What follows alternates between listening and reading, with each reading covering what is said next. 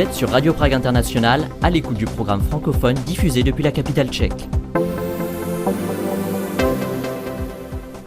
Dobrý den, bonjour à toutes et à tous et bienvenue donc à l'écoute de Radio Prague International en français et de COP à Kopana, l'émission 100% football tchèque, une émission présentée par Guillaume Narguet et ce en compagnie de Lazar Van Paris, français installé à Prague depuis déjà quelques années, cofondateur du site footballski.fr et co-auteur de l'ouvrage À l'ombre du Big Five, un ouvrage consacré aux nations perdues du football, dont la République tchèque. Lazar, ahoy, salut. Ahoy.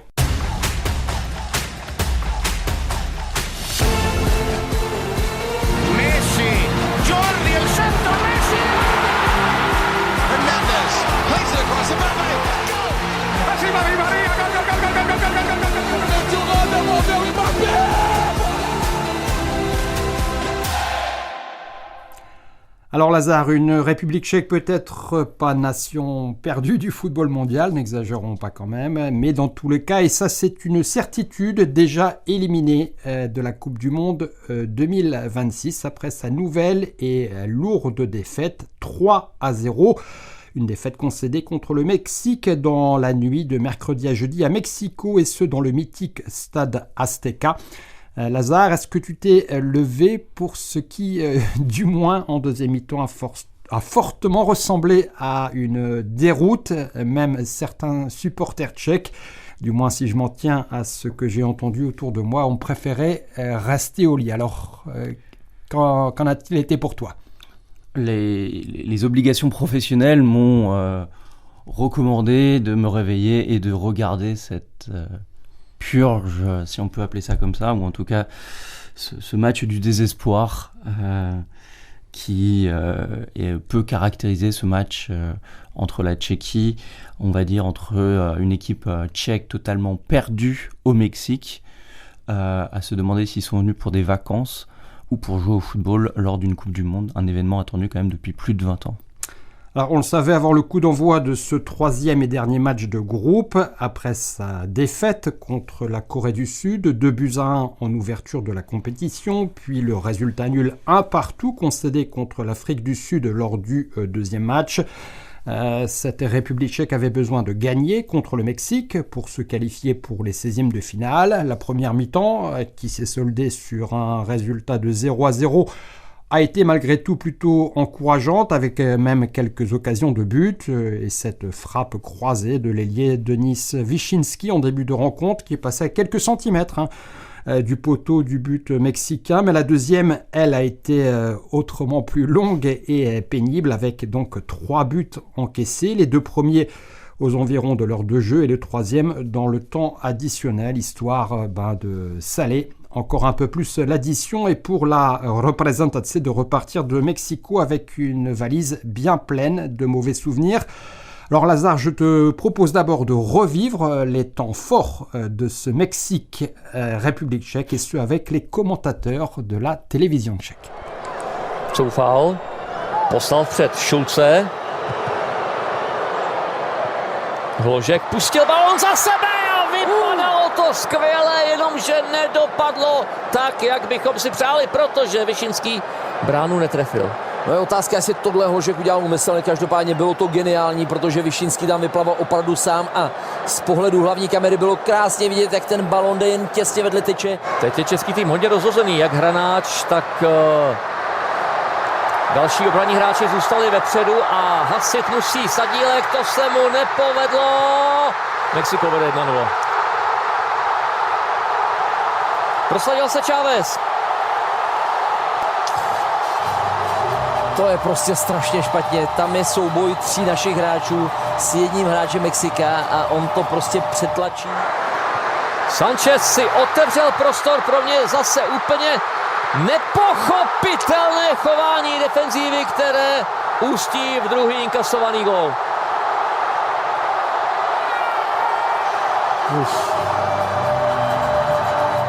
Alvarado, Jiménez neprostřelil.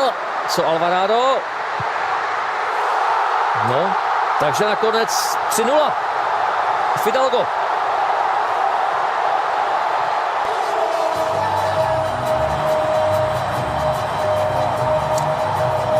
Bohužel jsme svědky mexické euforie. A čeští fotbalisté pojedou domů s nůší. Zápas skončil velmi smutně pro český tým. Mexičani ty jsou pochopitelně blahem bez sebe, protože vyhráli 3-0 v utkání, ve kterém se měli prát o výsledek. Et 1, et 2, et 3-0, c'était donc les commentaires de la télévision tchèque, des commentateurs qui ont évoqué l'euphorie mexicaine, hein, forcément, mais aussi la fin des espoirs tchèques après cette défaite, donc 3-0. Alors Lazare, ton impression, ton sentiment sur ce dernier match de groupe des Tchèques? Il fallait faire quelque chose. On a un sélectionneur Koubek qui a tenté, qui a changé son dispositif tactique et ses joueurs par rapport au match précédent. Donc il a pris des risques, mais au final, les risques ils n'ont pas payé. On a une équipe qui est toujours confuse dans ses marasmes, une équipe qui ne sait toujours pas jouer au ballon, même si on est passé d'une équipe de Golgoth, videur de boîte de nuit, où on va juste chercher la tête de certains joueurs sur coup de pied arrêté. Là, en utilisant Sadilek et Tcherv, on essaye de lancer du jeu, mais globalement, quand ça n'a pas été travaillé longtemps et avec des joueurs d'un niveau technique peut-être insuffisant aussi, et ben ça termine en 3-0 pour le Mexique.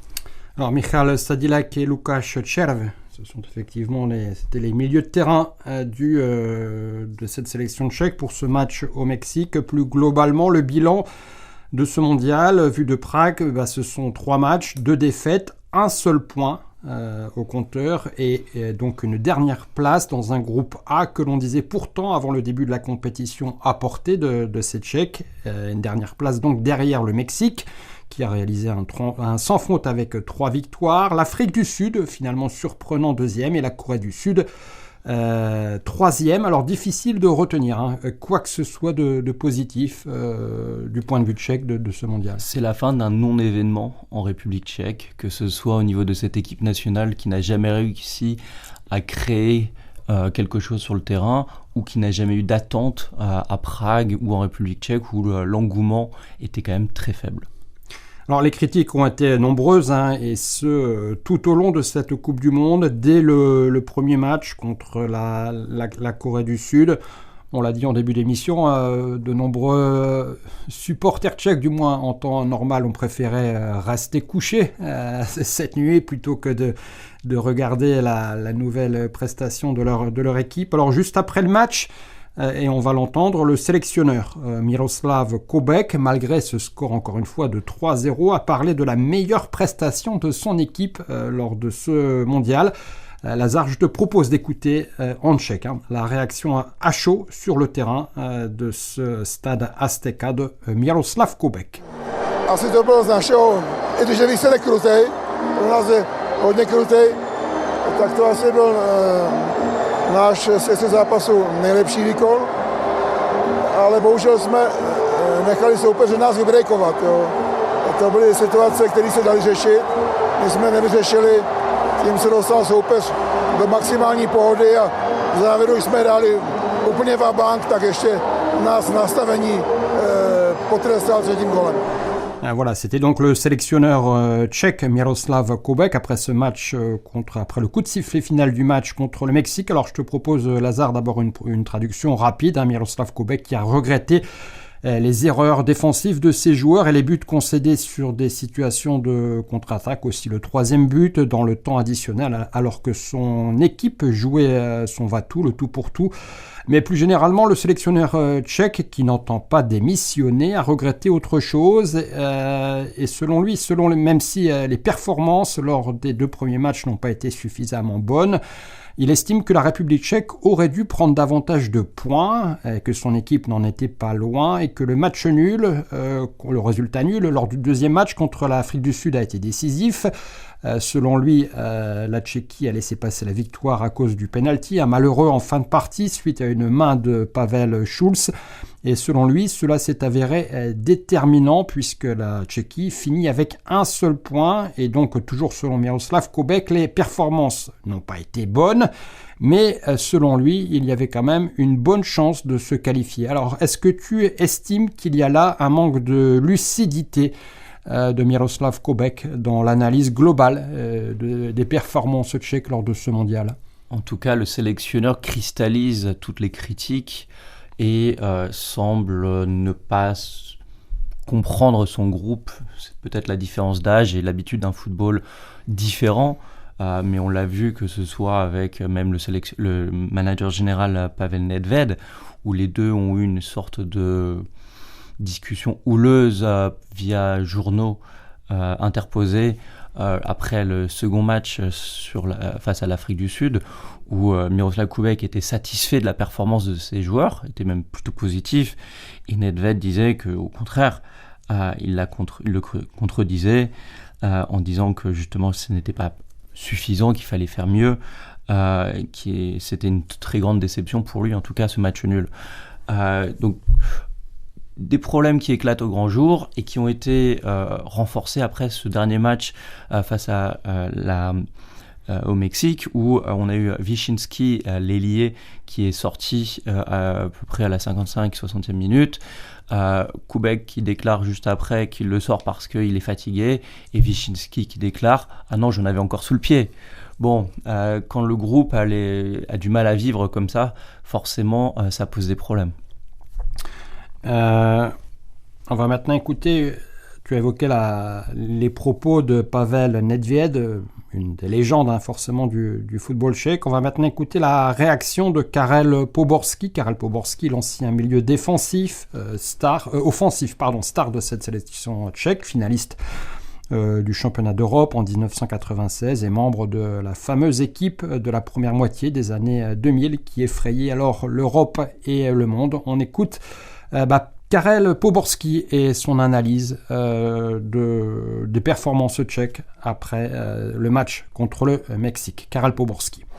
No, tak je pravda, že tenhle turnaj nás vůbec netrefil v dobrém rozpoložení. Oproti třeba Euru, kde vlastně jsme dopadli hodně podobně, ale říkali jsme si, že jsme měli trošku smůlu, tak tady nám z toho vypadlo i takový to fyzično, to, co máme vlastně dobrý. A troufám si říct, že i taktická stránka nebyla dobrá. Organizace hry vlastně vázla. Sestavu jsme furt hledali, každý vlastně zápas, to bylo něco jiného.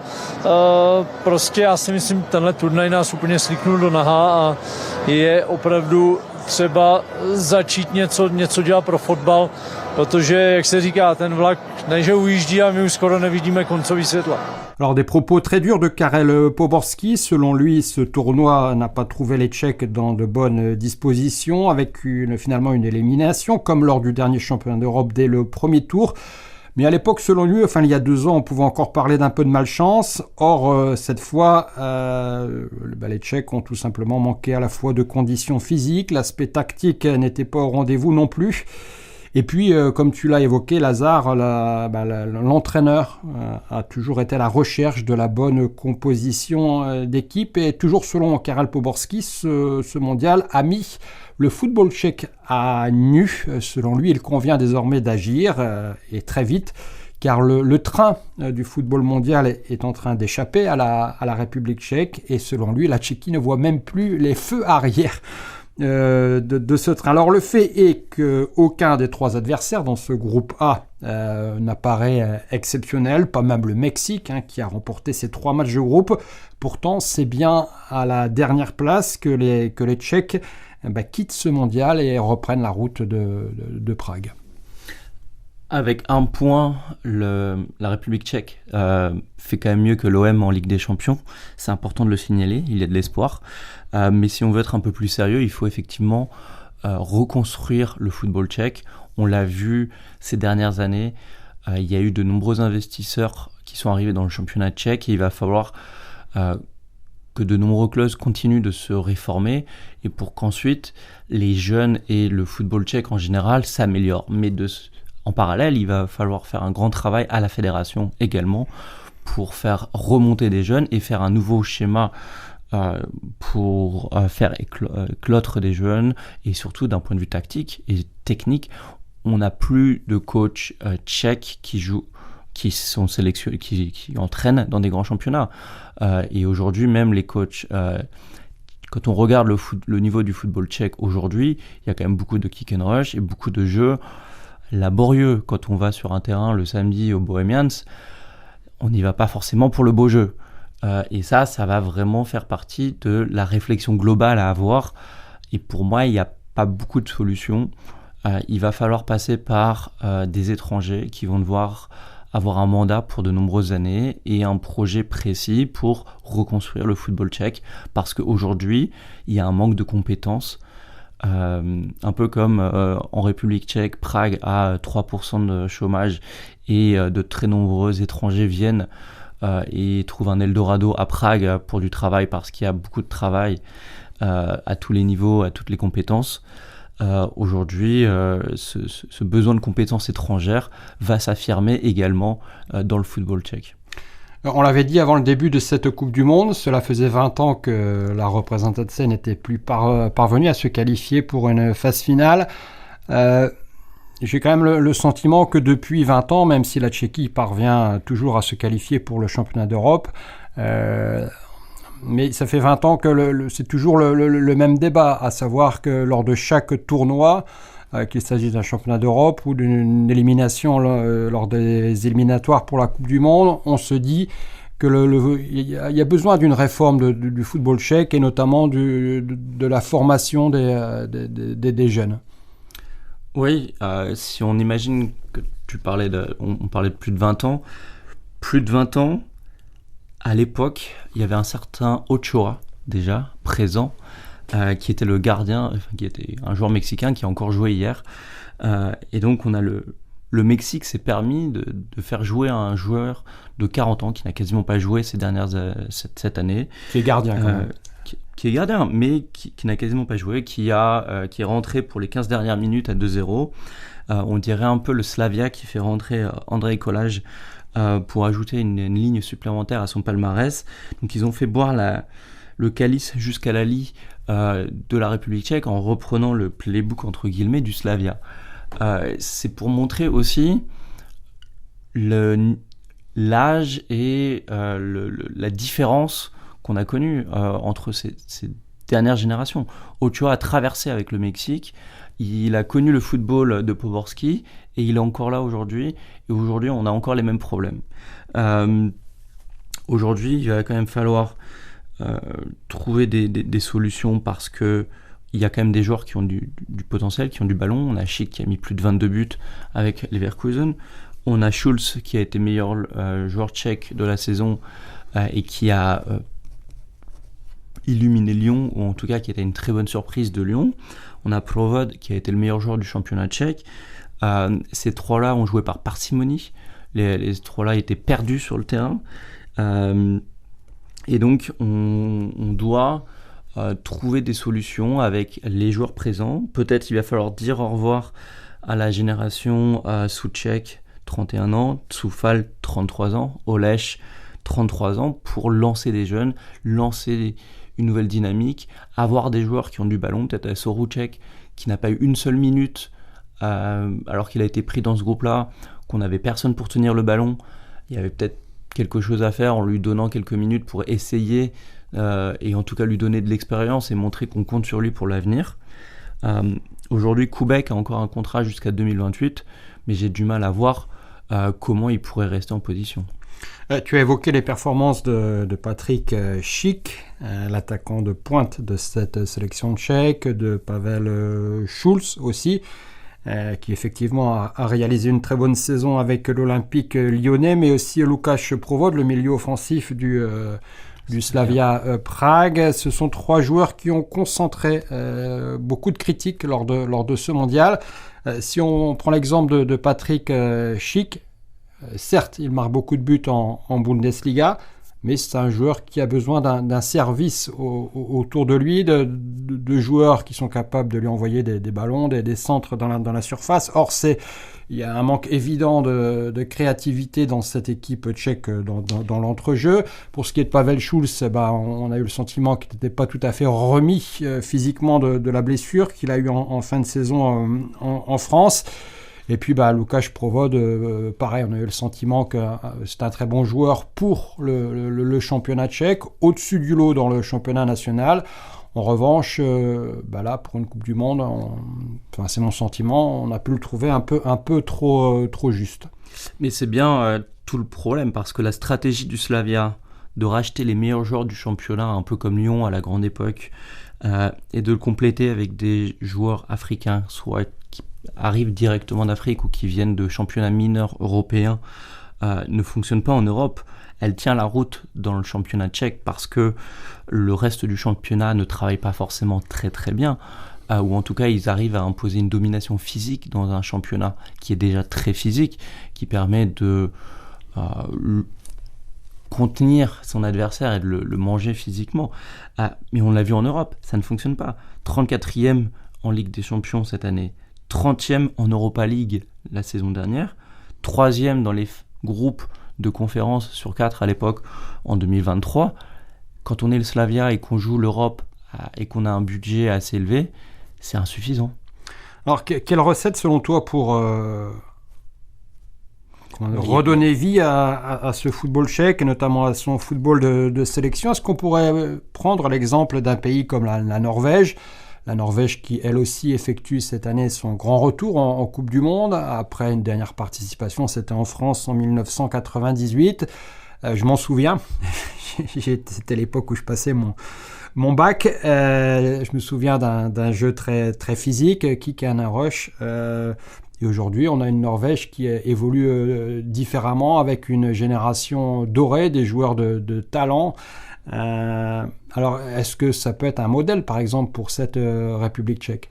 Alors, c'est déjà un modèle, et le Slavia, notamment, l'a bien compris, et beaucoup de clubs du championnat l'ont compris en allant piocher parmi les meilleurs éléments des équipes norvégiennes, entre autres. Mais effectivement, il faut relancer un grand plan pour l'éducation et encourager les jeunes à jouer au football. Il y a peut-être un manque de terrain en général. C'est une question, mais il y a aussi un manque de structure éducative et d'éducateurs qu'il va falloir former avec une façon de jouer peut-être qui va être la même sur toute la ligne et dans l'entièreté du pays, parce que former uniquement des Golgoth et des videurs de boîtes de nuit, ça ne suffit pas. N'oublions pas quand même que la République tchèque reste, y compris à l'échelle européenne, un pays de taille moyenne, même petit pays, on pourrait dire, avec 10 millions d'habitants. C'est vrai que ce championnat n'est pas désagréable à suivre, le public est même de plus en plus nombreux, mais c'est un championnat où on met l'accent d'abord sur l'aspect physique, avec effectivement que ce soit le Slavia, le Sparta ou le Viktoria Plzeň, les 3 clubs phares du football tchèque de ces dernières années, avec de plus en plus de joueurs étrangers. Et effectivement, il manque effectivement un aspect plus technique, donner davantage leur chance aux jeunes joueurs, mettre davantage l'accent sur la formation et au-delà du résultat, sur la qualité du jeu. Tout à fait, Guillaume. On voit quand même qu'il y a beaucoup de joueurs techniques qui ont du mal à s'imposer, qui sont amenés dans de grands clubs, qui ne jouent pas dans des grands clubs et qui sont obligés de repartir.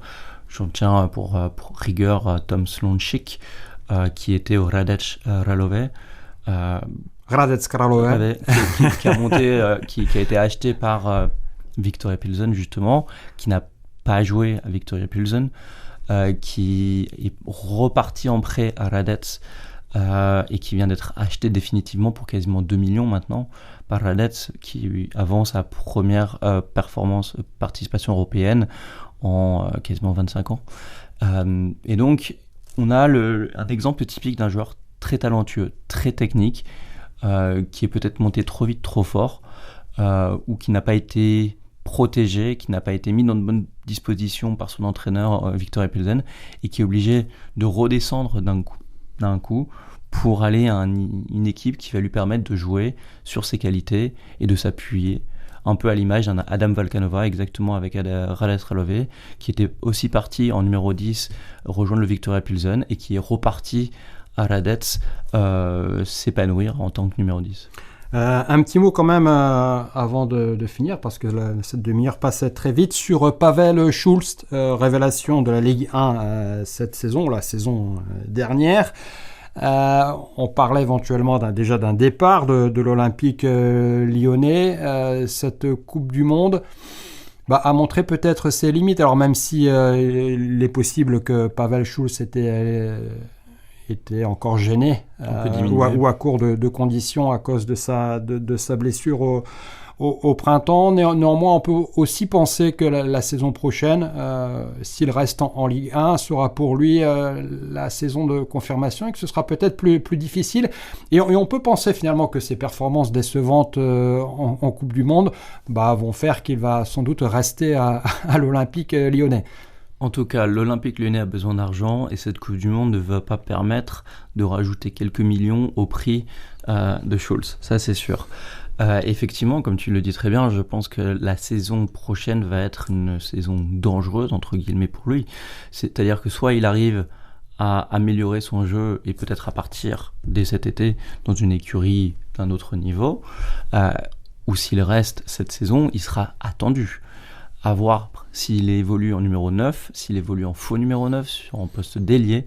Encore une fois, lors de cette Coupe du Monde, il était en faux numéro 9, sous le numéro 9 qui est Schick, en train de porter des ballons.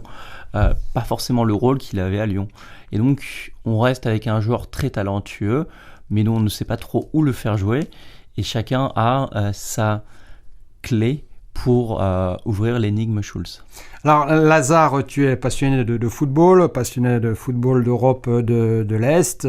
Plus de République tchèque dans cette Coupe du Monde, c'est une certitude. Il n'y avait pas non plus de Pologne, pas de Slovaquie, pas de Hongrie pour ce qui est des pays d'Europe centrale. Il reste notamment quand même les pays des Balkans, Bosnie, Croatie. Donc pour toi, et avec ton regard de passionné donc de football d'Europe centrale et orientale, c'est quoi la suite de cette Coupe du Monde ? On a eu une très bonne performance de la Bosnie avec notamment 2 buts de Mamić, l'ailier du Slovan Liberec, qui lui au contraire va voir son prix s'envoler après ses 2 buts et une passe décisive en 2 matchs avec la Bosnie. Et la Bosnie qui a joué un football pas forcément très appétissant, mais avec ses qualités, avec ses forces, et qui va terminer dans les meilleurs troisièmes. La Croatie qui est aussi sur une équipe un petit peu vieillissante, ou en tout cas un changement de génération, avec quand même un Modric qui a 40 ans, mais qui pour l'instant ne démérite pas, avec un sélectionneur qui est en poste aussi depuis de très nombreuses années. Un peu de continuité ne fait pas de mal. Bon, Lazare Van Parijs, merci beaucoup. On arrive déjà au bout de cette demi-heure de COP à Kopana, émission donc 100% football tchèque de Radio Prague International. Le bilan tchèque pour cette Coupe du Monde est malheureusement déjà fini. La compétition, malgré tout, continue avec encore bien d'autres matchs à suivre. On se retrouvera prochainement après la Coupe du Monde, malheureusement, pour reparler de football tchèque, sans doute davantage de ces clubs. Lazare, merci beaucoup. Merci Guillaume. Et puis bonne suite pour cette Coupe du Monde. Et puis à très bientôt dans cette émission COP à Kopana de Radio Prague International. Merci à vous, et chers auditeurs, également de votre attention, et à très bientôt de nouveau à l'écoute de Radio Prague International. Lazare, ahoj. Ahoj.